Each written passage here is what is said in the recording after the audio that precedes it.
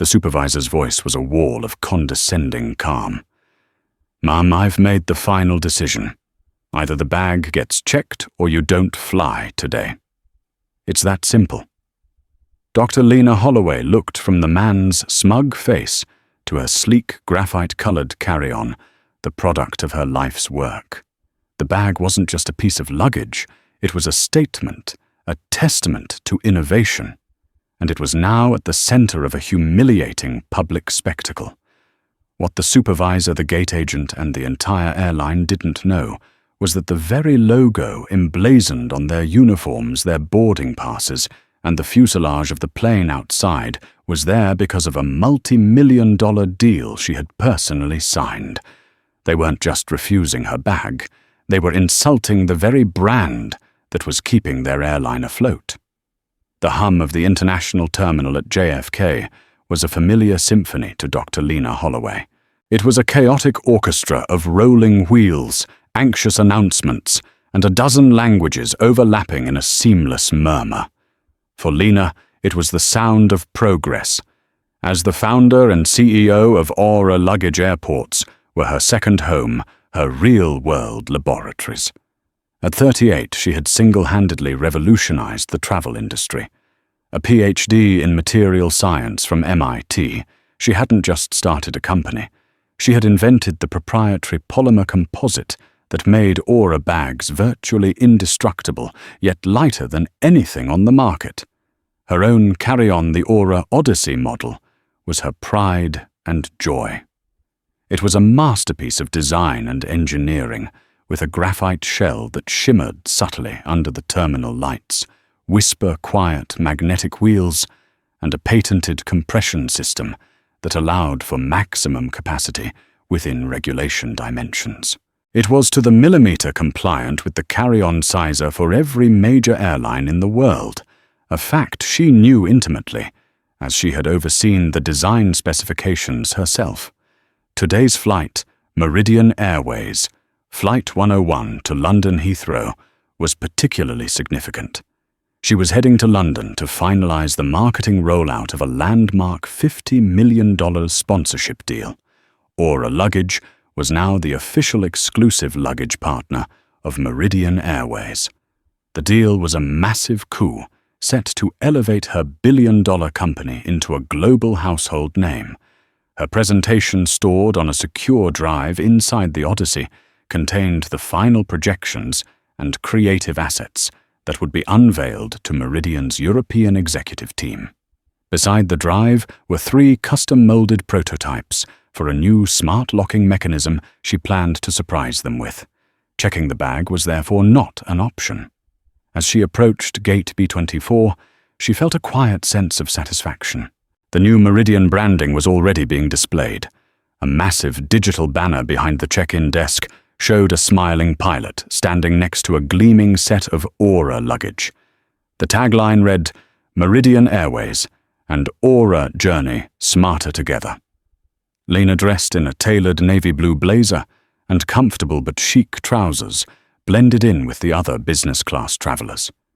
She was not one for ostentatious displays of wealth. Her quiet confidence and sharp, intelligent eyes were her primary calling cards. She believed her product and her work spoke for itself.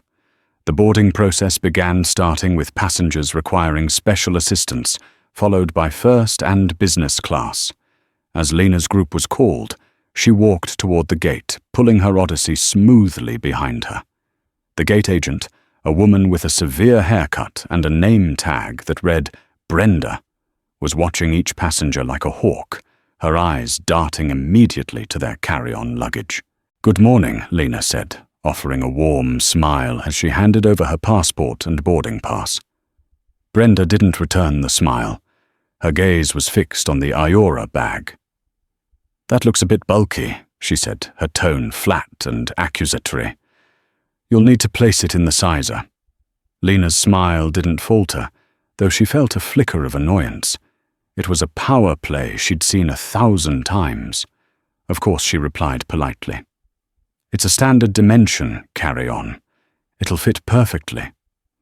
She confidently rolled the Odyssey over to the dreaded metal cage and slid it in. It fit like a glove, dropping into the space with a satisfying, soft click. There was even a centimeter of clearance on the top and sides. She looked back at Brenda, expecting a nod to proceed. Instead, Brenda squinted, walked over, and pushed down on the bag. It didn't move. She wiggled it. It remained perfectly seated within the sizer's confines. "It's too tight," Brenda declared, her voice loud enough for the passengers behind Lena to hear. Lena's eyebrows rose. "I'm sorry, what, it's not tight at all. It dropped right in. See," she gestured to the visible gap around the bag. "Ma'am, Brenda," said her voice, dripping with artificial patience. "I can see that it's wedged in there. It's supposed to slide in and out effortlessly. That's the rule. We have to be strict about this for the safety of all our passengers. The bag will have to be checked." The line behind Lena was growing, and a few people began to grumble. A sense of disbelief washed over her. This was absurd. This was her bag, her design. She knew its dimensions better than she knew her own height. "With all due respect," Lena said, keeping her voice low, "and even it's not wedged. It's a perfect fit, and I must take it on board. It contains sensitive business materials and prototypes." Brenda crossed her arms, her expression hardening into a mask of bureaucratic indifference. "Everyone says their luggage is important, ma'am. That's not my problem. The bag doesn't comply. You can either step aside and we can tag it for checking, or you can forfeit your seat on this flight." The ultimatum hung in the air, a stark and sudden escalation. The other passengers were now openly staring, their expressions a mixture of pity and impatience. Lena felt the first flush of heat rise in her cheeks. This wasn't about the bag anymore. It was about something else entirely. The public nature of the standoff was galling. Lena was a private person, a leader who commanded respect in boardrooms through intellect and quiet authority, not by making scenes in public. She took a slow, calming breath, determined to handle this with logic and reason. There must be a misunderstanding. She began again, her tone professional and steady. "This bag is the Odyssey model from Aura Luggage. Perhaps you've seen the new branding." She gestured subtly toward the massive digital banner right behind Brenda's head, the one featuring her own product line. "My company is the new official luggage sponsor for Meridian Airways. This bag was literally designed in collaboration with your airline's own specifications team to ensure a perfect fit." She had expected this piece of information to be a trump card, a simple key to unlock this nonsensical situation. She imagined Brenda's eyes widening in recognition, followed by a flustered apology. She received the opposite. Brenda glanced dismissively at the banner, then back at Lena, a smirk playing on her lips. "Lots of companies make cheap knockoffs that look like the real thing, ma'am. Just because it looks like an Ahura bag doesn't mean it is one. And even if it were, rules are rules. I'm the agent in charge of this gate, and my decision is that the bag is too large." The accusation of carrying a cheap knockoff of her own product was so profoundly insulting, so deeply ironic, that for a moment Lena was speechless. The sheer audacity of it was breathtaking. This woman wasn't just enforcing a rule. She was enjoying the power, wielding her minor authority like a cudgel. The subtle but unmistakable undertones of the interaction were not lost on Lena either. The dismissive tone, the refusal to listen, the immediate assumption of dishonesty. It was a familiar, ugly pattern she had faced countless times in her life and career, just never so blatantly in a context where her own success was literally the wallpaper. "I can assure you this is not a knockoff," Lena said, her voice now edged with a cold firmness that she rarely used. "And I can also assure you that it complies. I would like to speak with your supervisor, please." Brenda let out an exasperated sigh. as if Lena were a toddler throwing a tantrum.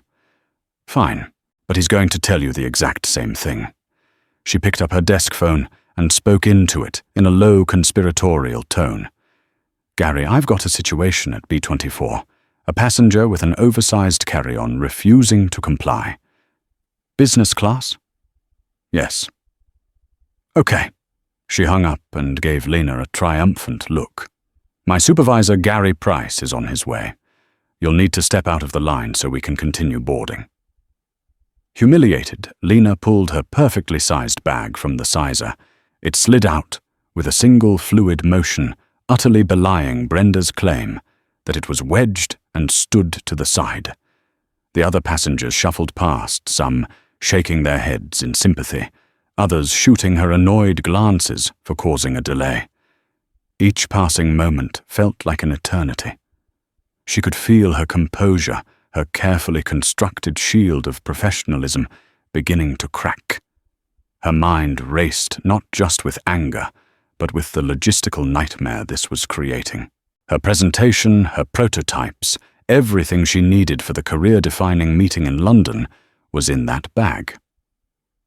A few minutes later, a man in a slightly too tight suit jacket bustled toward the gate. Gary Price was a man who looked permanently stressed with a receding hairline and a harried expression that he probably thought projected importance.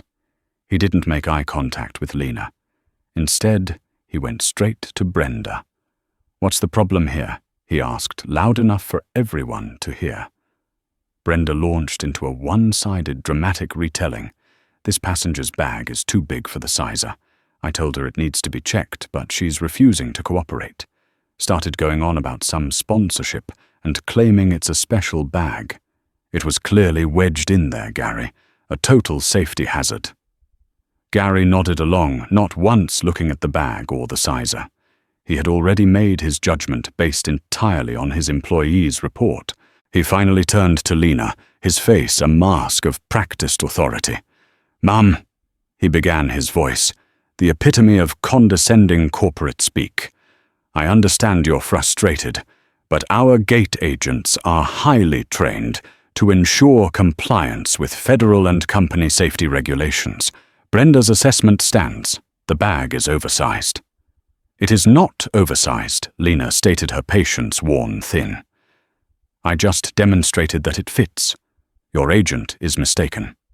Furthermore, I am the CEO of Luggage, the company currently sponsoring your airline. This bag is the flagship product of that partnership.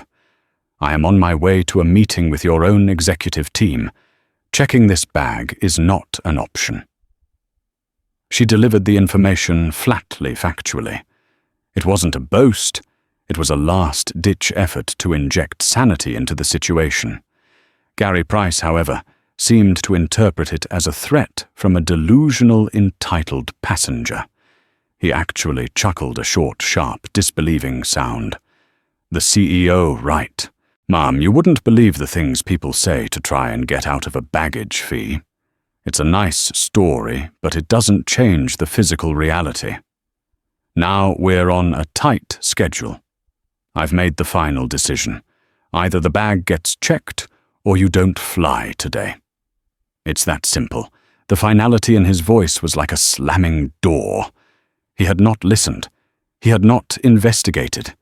He had sided with his employee without a moment's hesitation, dismissing Lena and her credentials out of hand. In his eyes, she was not a CEO, not a partner, not even a valued customer. She was just a problem to be managed. Defeated by the sheer unyielding wall of their ignorance, Lena felt a cold resolve settle over her. There would be no winning this battle here, in the noise and chaos of the boarding gate. The war, however, was just beginning. "Fine," she said, her voice dangerously quiet. "Tag it." Brenda's face broke into a wide, victorious smile as she grabbed a gate check tag. As she roughly looped it around the custom leather handle of the Odyssey, Lena noticed a young woman a few feet away, a student by the looks of her holding her phone up. The small red light was on. She had been recording the entire exchange. Watching Brenda slap the sticky gate check tag onto her bag felt like a physical violation. The Odyssey wasn't just an object. It was the culmination of years of sleepless nights, failed experiments, and relentless determination. It was a tangible piece of her soul, and this woman was handling it with the same care one might give a bag of trash.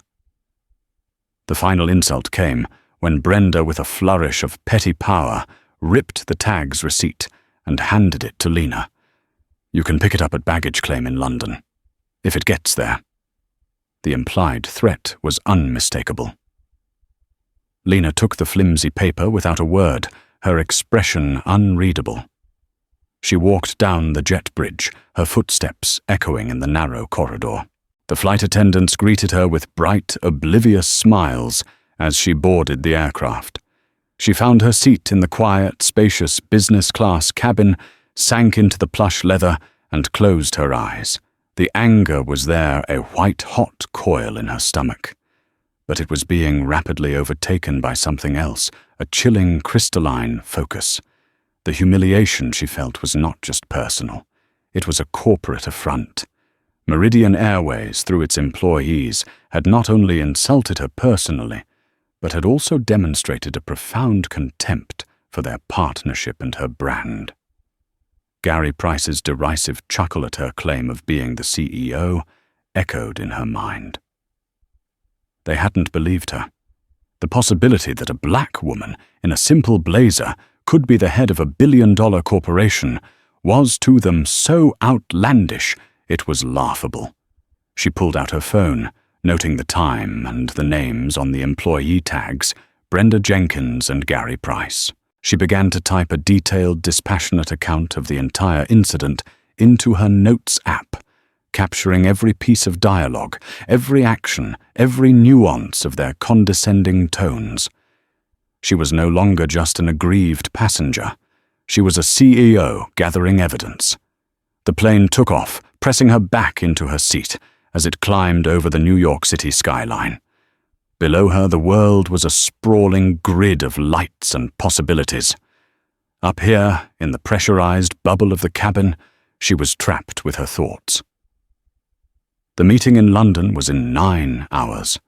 Her presentation, the vital data, the physical prototypes, all were now in the unsecure, chaotic environment of the cargo hold, at the mercy of the very people who had just demonstrated their utter incompetence and disdain.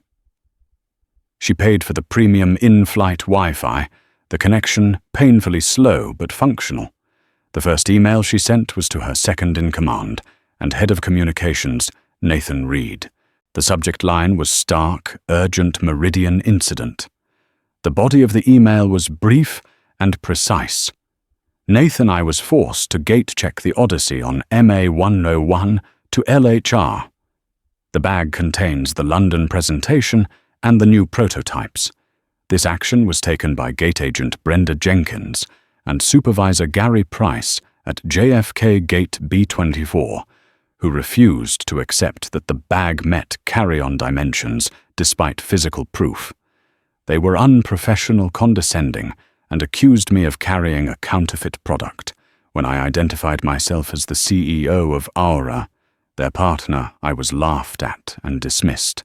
The entire exchange was degrading and a direct insult to our brand and our new partnership. This is now a code red situation. I need our legal team looped in immediately. I need you to find out who Robert Morrison's direct chief of staff is and get a name. Do not engage with Meridian's PR department yet. We will control the narrative on this. I have a strong feeling this was filmed by another passenger. Get our social media team to start scanning for it. Hashtags to watch for might include Meridian Airways, call JFK. Bad service. You know the drill. I will handle the meeting in London. Prepare a backup of the presentation from the cloud and have it messengered to my hotel, the Savoy, on a new encrypted drive. Let's hope the prototypes survive the journey. This partnership is now on life support. Their actions today will determine if we pull the plug. Lena. After sending the email, a sense of grim determination settled over her. She would not let this derail her. She would walk into that meeting in London, with or without her presentation materials, and command the room. But the long-term consequences of this event were now her primary focus. This was no longer just about a misinformed gate agent. It was about systemic rot. It was about a corporate culture that allowed such prejudice and incompetence to fester. She leaned her head against the cool window, watching the Atlantic Ocean pass by thousands of feet below. A vow formed in her mind, as solid and unyielding as the polymer composite of her luggage. She would not just seek an apology. An apology was easy cheap. She would seek accountability. She would demand change. She would make Meridian Airways understand in no uncertain terms the monumental cost of underestimating Dr. Lena Holloway. The $50 million sponsorship deal was now the least of their worries. The price of their disrespect was about to become incalculably higher. Back in Aura's sleek Manhattan headquarters, Nathan Reed's phone buzzed with the notification of Lena's email. The subject line, alone. Urgent Meridian incident made the hairs on his arm stand up. Lena Holloway was the calmest, most unflappable leader he had ever worked for. For her to use that kind of language meant something had gone catastrophically wrong. He read the email twice, his shock turning into a slow, burning rage. He had been in the room for every grueling negotiation with Meridian. He knew how much this partnership meant, not just financially, but for the brand's global prestige. The idea of gate agents from their new partner airline accusing Lena of carrying a fake and laughing in her face was beyond belief. Code Red, he muttered to himself, the internal designation for a crisis that threatened the core of the company. He immediately forwarded the email to Aura's chief legal counsel, a formidable woman named Alani Hassan, with a one-line addendum. Alani read this now. We need to talk in 5. Next, he sprinted to the social media monitoring hub, a room known as The Nest, where a team of young, sharp analysts watched global trends and brand mentions on a wall of massive screens. I need a full sweep, Nathan announced, his voice tight with urgency. JFK Meridian Airways, Gate B24, anything from the last hour. Keywords: passenger, carry on, argument, supervisor. I want every platform scraped. TikTok, Twitter, Instagram, Facebook. Go. The team jumped into action, their fingers flying across keyboards. Within 90 seconds, one of the analysts, a bright young man named Ben, shouted, "Got something." Twitter. A user named Jess Carter, 22, posted a video 2 minutes ago. Nathan rushed over to his screen. Ben hit play. The video was shaky, clearly filmed on a phone, but the audio was crystal clear. It started with Lena's calm, logical explanation of her bag fitting in the sizer. It captured Brenda's sneering dismissal, Lena's request for a supervisor, and then the arrival of Gary Price. The most damning part was the exchange where Lena identified herself. The video perfectly captured Gary's condescending chuckle. The CIO right. The camera then zoomed in slightly on the massive Meridian and Aura promotional banner hanging behind the desk, a piece of brutal, unintentional irony. The video ended with Lena's quiet, defeated fine, and the sight of Brenda triumphantly tagging the bag. The caption Jessica Carter had posted was simple and devastating. Disgusting treatment of a passenger by Meridian Airways staff at JFK. They forced her to check her perfectly legal carry-on, laughed at her, and accused her of faking who she was. Do better. Meridian meltdown, or flying while black. Customer service, fail. Nathan's blood ran cold. It was worse than he imagined. The optics were a complete and utter nightmare. The video wasn't just about a bag. It was a textbook example of corporate arrogance and implicit bias, all caught in high definition. "How many views?" Nathan asked, his voice low. When I found it about 500, Ben replied, his eyes wide. It's at 20,000 now, and climbing fast. A major travel blogger just retweeted it. The digital tsunami had begun." Nathan pulled out his phone and dialed Alani. "Alani, it's on video. It's already going viral. We have a full-blown Category 5 crisis on our hands." He then began issuing a rapid-fire series of commands to his team. "Ben, download that video before it gets taken down. Archive it on our secure servers. I want every comment, every share, every retweet logged. I want sentiment analysis running in real time. Team, no one from this company, and I mean no one, engages online. No comments, no replies. Complete radio silence." We wait for Lena's signal. Our official position for now is that we are unaware of the situation. Let Meridian walk right into this minefield alone. Meanwhile, at Meridian Airways corporate headquarters in Chicago, the day was starting like any other Tuesday. Mid-level managers were sipping coffee and complaining about their commutes.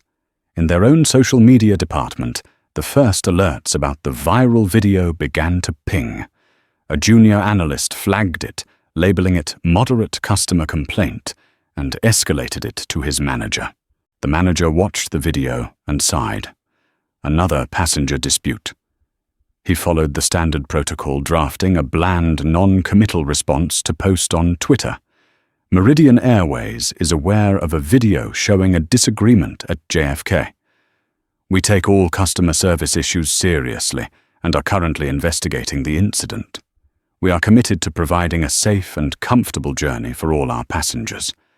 He hit post and went to get another coffee, completely oblivious to the fact that he had just thrown a thimble of water on a raging grease fire. He had no idea who the woman in the video was. To him, she was just another faceless complaint in a long line of them. He didn't know that the CEO of their brand new multi-million-dollar partner was at that moment flying across the Atlantic, methodically planning the deconstruction of his company's reputation. The digital tsunami was about to make landfall, and Meridian Airways had just posted a welcome sign on the beach. Robert Morrison, the CEO of Meridian Airways, was a man who lived by the numbers. He cared about on-time departure rates, profit margins, and stock prices. The messy human element of air travel was a necessary nuisance, a variable to be managed by his subordinates. His morning had been spent in a finance meeting dissecting fuel cost projections. He was feeling pleased with himself when his chief of staff, a perpetually anxious man named David Chen, knocked and entered the office without waiting for a reply. "Bob, we have a situation," David said, his face pale. He held a tablet in his hand. "A video from JFK this morning is going viral. It's bad." Robert waved a dismissive hand. "David, there's a new viral video every week. A lost bag, a delayed flight. It's the cost of doing business. Let PR handle it." "They did," David said, swallowing hard. "They posted the standard non-apology. It's made things 1,000 times worse. The hashtag #UCharMeridian Meltdown is the #1 trend in the US. The video has over 5 million views now. Robert's interest was piqued. 5 million was a number he could understand. What's the substance? What are they so upset about?" David placed the tablet on the massive oak desk and played the video. Robert Morrison watched his expression shifting from boredom to annoyance, then to a flicker of concern. He saw his employees, Brenda and Gary, being dismissive and arrogant. He saw the passenger, a composed African-American woman, being publicly humiliated. He saw Gary Price laugh in her face. "Incompetent fools," Robert muttered. "They created a scene over a single bag. Fire them. Issue a real apology to the passenger, offer her a few 100,000 miles, and make this go away. Who even is she?" This was the question David had been dreading. He took a deep breath. "That's the problem, Bob. We've identified the passenger. Her name is Dr. Lena Holloway. The name meant nothing to Robert. He stared blankly at David, and David's voice was barely a whisper. Dr. Lena Holloway, founder and CEO of Aura Luggage. The silence in the room was absolute. The 3 words, CEO of Aura, sucked all the air out of the vast, opulent office. Robert Morrison's mind, which usually moved at a glacial pace for anything not on a spreadsheet, suddenly worked with lightning speed. He connected the dots in a horrifying, cascading chain reaction. The woman in the video, Aura Luggage, their new exclusive partner, the $50 million sponsorship deal, the joint marketing campaign, the meeting she was flying to in London with his executive team. He felt a wave of nausea. He looked from the tablet where the image of his supervisor laughing was frozen on the screen to the terrified face of his chief of staff. "Get them on the phone," Robert croaked, his voice hoarse. Who? David asked, confused. "Everyone," Robert roared, surging to his feet. "Get the head of PR, legal and North American operations in my office right now. Get me the manifest for Flight 1201. Find out where Dr. Holloway is. Get me her personal cell number." Now, as David scrambled out of the office, Robert stared at the video again. He wasn't just looking at a PR disaster anymore.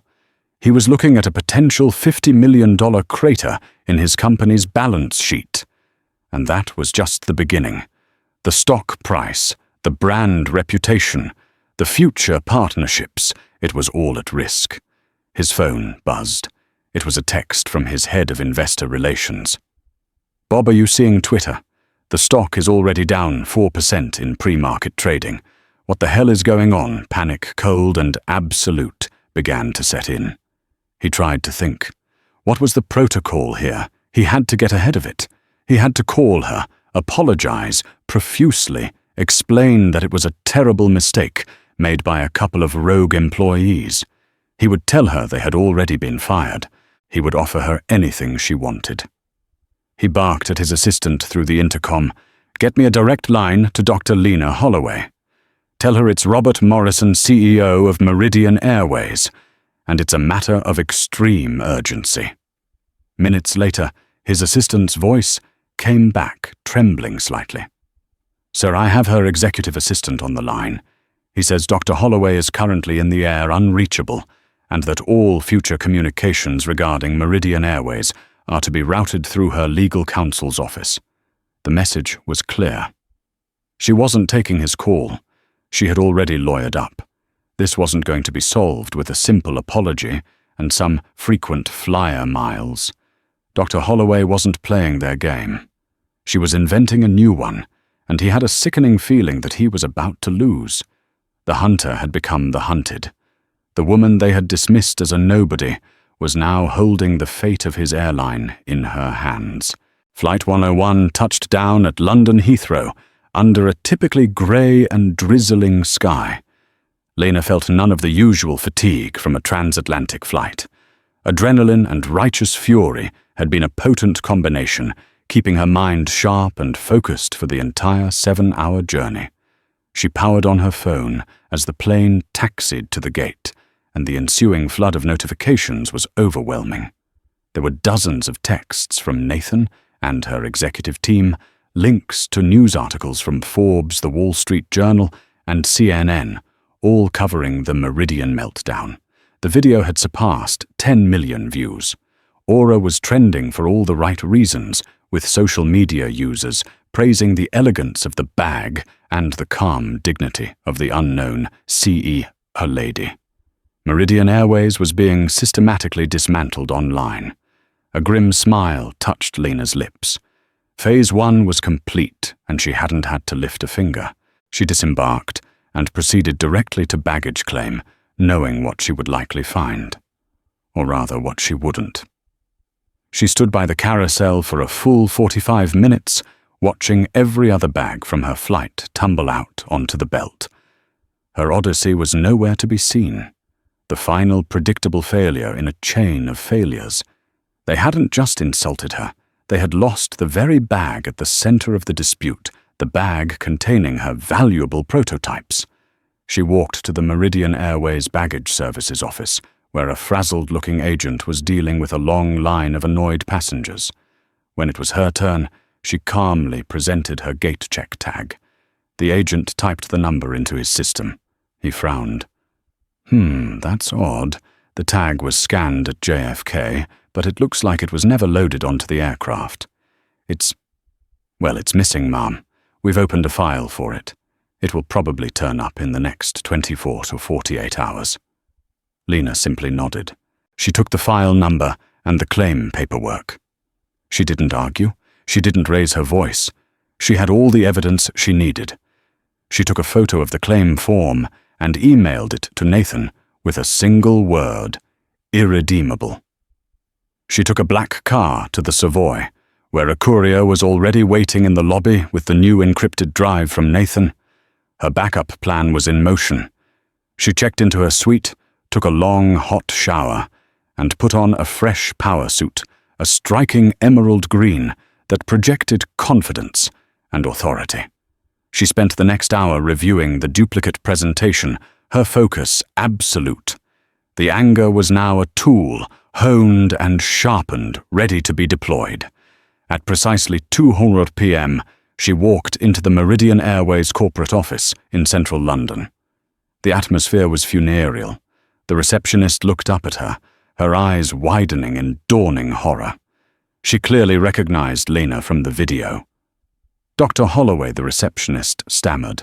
We weren't sure if you were still coming." "I'm never late for a meeting," Lena said coolly. She was escorted into a large glass-walled boardroom. Seated around the table were 3 Meridian VPs of European marketing and operations. They looked like men on their way to their own executions. On a large screen at the head of the table, a video conference window was open, showing a haggard-looking Robert Morrison in his Chicago office. The senior VP, a man named Jonathan Finch, stood up, his hands trembling slightly.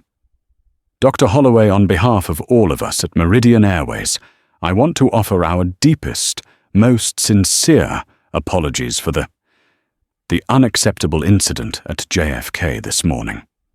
It was a breakdown in our standards, and I assure you—" Lena held up a single elegant hand, and he immediately fell silent.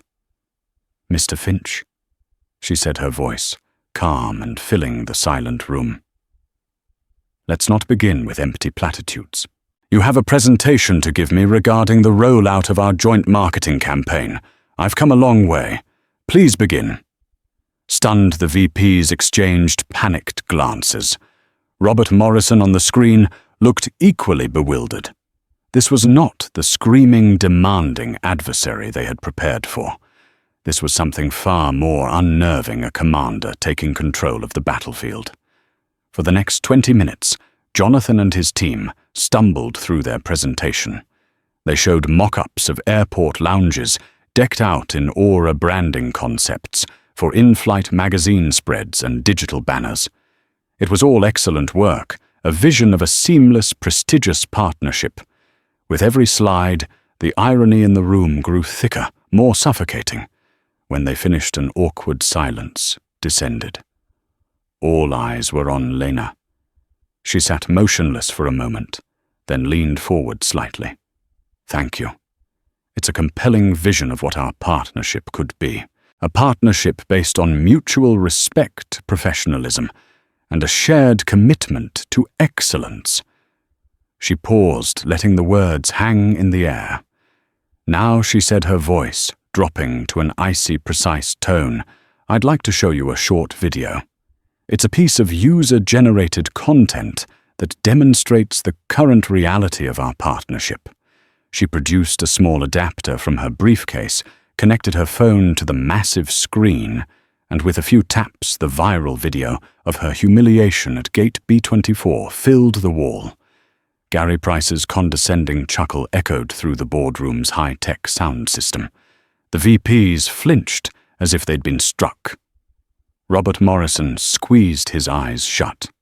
When the video ended, Lena disconnected her phone. The screen went black.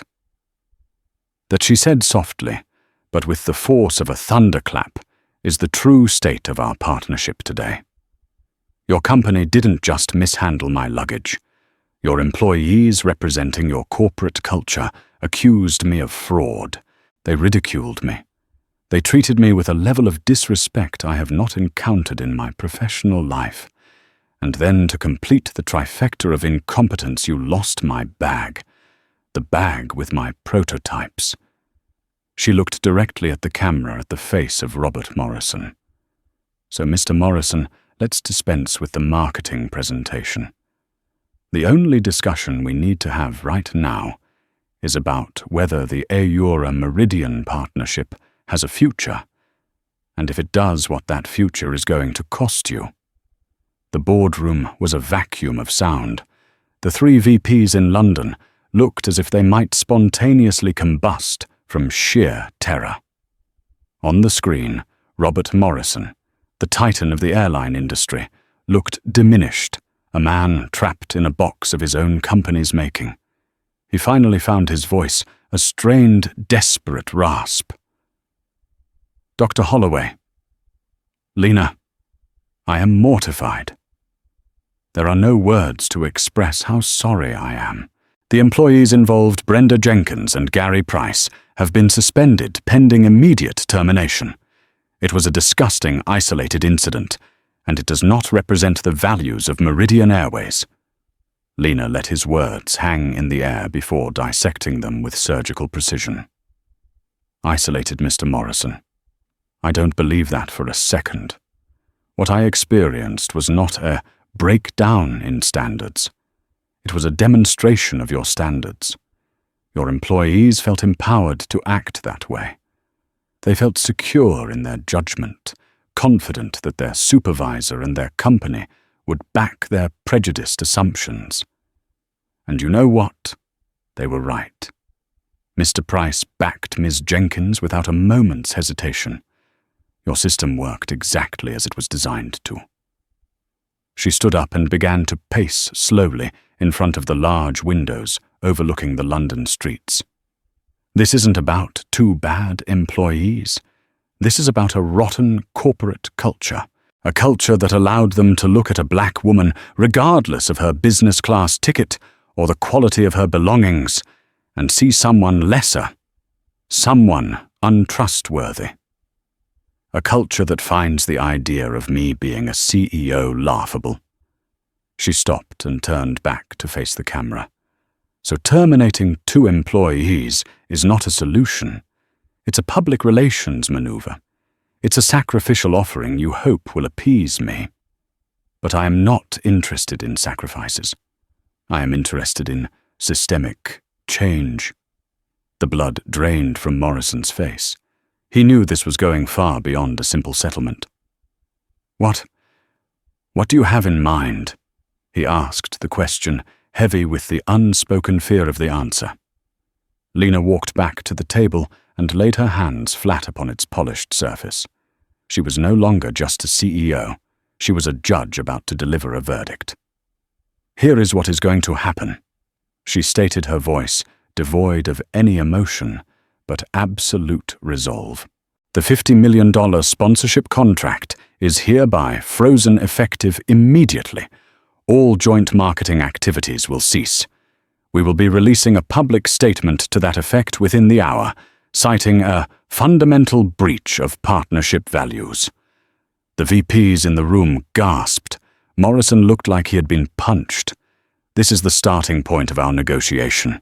Lena continued, ignoring their reactions. You have an opportunity, and it is a very slim one to win this partnership back, but it will be on my terms and my terms only. She began to list her conditions, each one a hammer blow to Meridian's C-suite. 1, you will issue a public, unreserved apology. Not the corporate nonsense your PR team posted, but a real one.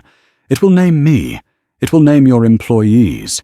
It will detail exactly what happened and admit that my treatment was a result of implicit bias that is evidently rampant within your organization. That apology will be signed by you, Mr. Morrison, and published as a full-page ad in the New York Times, the the Wall Street Journal, and the Financial Times. 2. The termination of Miss Jenkins and Mr. Price is a given. But you will go further. You will conduct a full independent third-party audit of your customer service protocols, hiring practices, and internal training programs, specifically focusing on racial and gender bias. The firm conducting this audit will be chosen by me from a list I provide, and the results will be made public. 3. Based on that audit, you will implement a new mandatory and continuous training program for every single employee, from baggage handlers to the board of directors. This program will also be designed by a firm of my choosing. She paused, letting the weight of those demands sink in, before delivering the final, most impactful condition. 4. Meridian Airways will establish a $10 million grant fund administered by a neutral foundation. This fund, which we will call the Aura Ascension Grant, will be dedicated to supporting startups and entrepreneurs from minority backgrounds within the travel and technology sectors. It will be your penance, and it will be a tangible investment in ensuring the kind of people you dismissed yesterday are the leaders you answer to tomorrow. The silence that followed was profound. She had not asked for money for herself. She had not asked for frequent flyer miles. She had demanded a complete and total institutional reckoning. She had asked for them to pay, not her, but society for their failings. You have 72 hours to agree to these terms in principle via a legally binding letter of intent, Lena concluded. If you agree, we will unfreeze the contract upon the successful and verified implementation of every single point. If you refuse, or if you try to negotiate a single item, Luggage will terminate the contract permanently. We will walk away from the $50 million. My legal team will proceed with a lawsuit for brand damage and defamation that will make your stock price's current tumble look like a pleasant afternoon stroll. My missing bag, with its proprietary prototypes alone, is a multi-million-dollar liability for you. The choice is yours, Mr. Morrison. Without another word, she gathered her things, gave a curt nod to the stunned executives, and walked out of the boardroom. She did not look back. She didn't need to. The power had shifted completely. She had turned her public humiliation into a platform for sweeping, meaningful change. They had refused her carry-on, not knowing she owned the brand. Now they knew she owned them, too. The karma wasn't just hitting back, it was reshaping their entire world.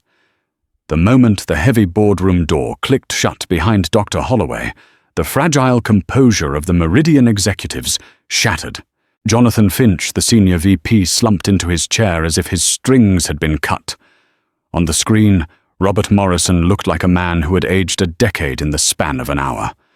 For a full minute, the only sound was the faint hum of the air conditioning.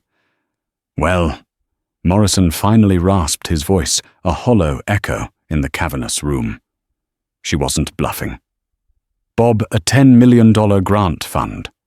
A public audit by her chosen firm. One of the other VPs exclaimed, his voice trembling. The board will never approve it. The cost, the humiliation. Morrison cut him off with a sharp, brutal laugh that held no humor. The cost. The cost of not doing this will be the entire company.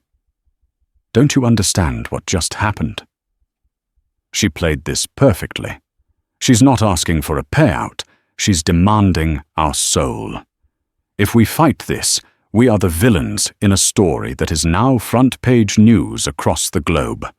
We are the racist, incompetent airline that laughed at its most important partner. She's given us one path out, and it's through total unconditional surrender. He leaned into his camera, his eyes burning with a desperate intensity. Get legal on the phone. Draft the letter of intent, word for word exactly as she laid it out.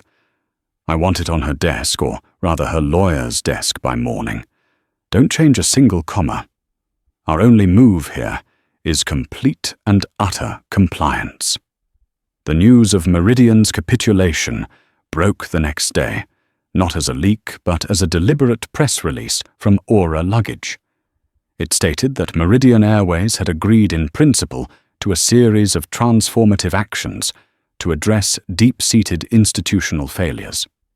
When the full-page apologies appeared in the world's most respected financial papers, they were unlike any corporate statement ever seen. It was a raw, humiliating, and deeply specific admission of fault. It praised Dr. Holloway's integrity and courage, and it positioned Meridian not as a victim of a PR crisis, but as a company in dire need of redemption. The public reaction was a tidal wave of support for Lena. She became an overnight icon, lauded not just for her business acumen, but for her masterful handling of the crisis. "Thank you, Dr. Holloway" became a trending topic. Business schools began writing case studies. Other corporations watched in terrified awe, and internal memos began flying through HR departments across the country, urgently demanding reviews of their own customer service and bias training. A single incident at Gate B24 had triggered a corporate soul-searching that rippled through the entire service industry. For Brenda Jenkins and Gary Price, the karma was swift and unforgiving. Their terminations were the least of it. Blacklisted by every major airline, they found themselves unemployable in the industry they'd built their careers in. Their digital footprint was permanently stained. A simple Google search of their names brought up countless articles and think pieces about the Naharituaho's Meridian meltdown. Brenda lost her home within 6 months. Gary, who had seen himself as a corporate gatekeeper, was reduced to a cautionary tale his former colleagues told to new recruits. They were not just fired, they were footnotes in a story of a power they had failed to recognize. True to her word, Lena Holloway oversaw every step of Meridian's mandated transformation. The audit firm she selected was known for its ruthless, uncompromising approach. For 6 months, they dissected Meridian's inner workings, interviewing hundreds of employees and reviewing thousands of pages of documents. The final report was a scathing indictment of a culture of complacency and implicit bias. The new training program, dubbed the Holloway Initiative, was immersive and challenging. Employees were put through rigorous simulations, forced to confront uncomfortable truths about their own biases. Robert Morrison himself was in the first session, sitting in a generic training room, stripped of his CEO title and made to listen.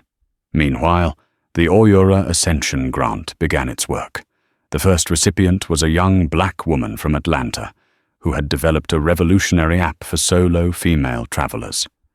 As Lena presented her with the first check at a press conference, the symbolism was lost on no one. She was using the penalty for her humiliation to build the ladder for the next generation. 2 weeks after the incident, a small, battered-looking crate was delivered to Lena's office in New York. Inside was her Odyssey carry-on. One of the magnetic wheels was slightly damaged, and there was a long, ugly scratch across the graphite shell. Inside, her prototypes were safe. She ran her fingers over the scar on the bag's surface. It wasn't perfect anymore. Neither was the partnership with Meridian. But like the bag, it had survived. It was stronger tested, and its value had been proven in the fire. A year later, Lena sat in the newly redesigned flagship lounge at JFK, a project born from the renewed partnership. It was sleek, modern, and featured a prominent display honoring the Aura Ascension Grant recipients. Robert Morrison sat opposite her, a quieter, more humbled man. Their stock had recovered, and their customer satisfaction scores were for the first time in a decade leading the industry. "You're back," he said, gesturing to a brand-new, flawless Odyssey by her feet. "We would be honored to replace it for you, of course." Lena smiled a genuine, warm smile. "Thank you, Robert, but no. I'm keeping the old one. It has a scratch. I like to think of it as a reminder." a reminder, she thought to herself, that sometimes the greatest strength isn't in being invincible, but in having the resilience to endure the damage and the wisdom to turn the scars into a blueprint for a better future. They had refused her bag, and in doing so, had given her the opportunity to change their world. It was a price they were all in the end better for having paid. The fallout was swift and decisive. Within 48 hours, Robert Morrison, under immense pressure from his board of directors, who saw the stock plummeting over 20%, signed the letter of intent. The full-page apology was printed, a stunning admission of corporate failure that sent shockwaves through the industry. Brenda Jenkins and Gary Price were fired and became pariahs in the airline world, their names forever linked to the infamous Luggage Meridian meltdown. But Lena Holloway's actions echoed far beyond their individual fates. The Aura Ascension Grant became a beacon of hope, funding dozens of innovative new companies. The mandatory bias training, designed by a leading sociological research firm, became a new industry standard, eventually adopted by other airlines seeking to avoid a similar corporate catastrophe. Meridian Airways spent the next 2 years rebuilding its reputation under the watchful eye of Dr. Holloway's chosen auditors. The partnership with Aura was eventually restored, but it was a partnership reborn, built not on a financial transaction, but on a hard-won lesson in respect and accountability. Dr. Holloway's story became a legend, a case study taught in business schools about the power of standing your ground, the importance of brand integrity, and the simple, profound truth that you should never ever judge a passenger by their appearance. Her quiet dignity in the face of blatant disrespect had brought a corporate giant to its knees and lifted up countless others in the process. If this story of karmic justice and principled leadership resonated with you, please take a moment to hit that like button to help us share it with more people. Consider subscribing to the channel and turning on notifications so you won't miss our next story. And we'd love to hear your thoughts in the comments below.